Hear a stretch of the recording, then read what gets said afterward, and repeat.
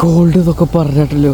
എന്റെ ജീവിതത്തിലെ ആദ്യത്തെ എക്സ്പീരിയൻസ് ആണ് ഈ സ്നോ എന്ന് പറയുന്ന സാധനം. എന്തായാലും വണ്ടികളുടെ അടുത്തേക്ക് പോയി നോക്കിയപ്പോൾ ദേ വണ്ടി മൊത്തം ഐസിൽ കുളിച്ച് കിടക്കുന്നു. ഉള്ള കാര്യം പറയില്ല, ഈ സ്നോയിൽ സ്നോമാനെ കൊണ്ടാക്കി കാണിക്കാൻ നല്ല രസമാണെങ്കിലും ഈ സംഭവം വലിയ സുഖമില്ലാത്ത പരിപാടിയാണ് കേട്ടോ. ആദ്യമായിട്ടുള്ള സ്നോ ആയതുകൊണ്ട് ആ സ്നോയിലും ഇറങ്ങാന്നുള്ള പൂതിക്ക് പോണതാണ്. ആദ്യത്തെ സ്നോയിൽ ഒരു എക്സൈറ്റ്മെന്റ് ഉള്ളതുകൊണ്ട് തന്നെ സ്നോ ഇങ്ങനെ കാണുമ്പോൾ നല്ല രസമാണെങ്കിലും സംഭവം വല്ല കല്ലുമഴ പോലെയാണ് തലയ്ക്ക് വന്ന് പെയ്തുകൊണ്ടിരിക്കുന്നത്. എന്തോ ചെയ്യൂന്ന് പറഞ്ഞ് നോക്കണേ.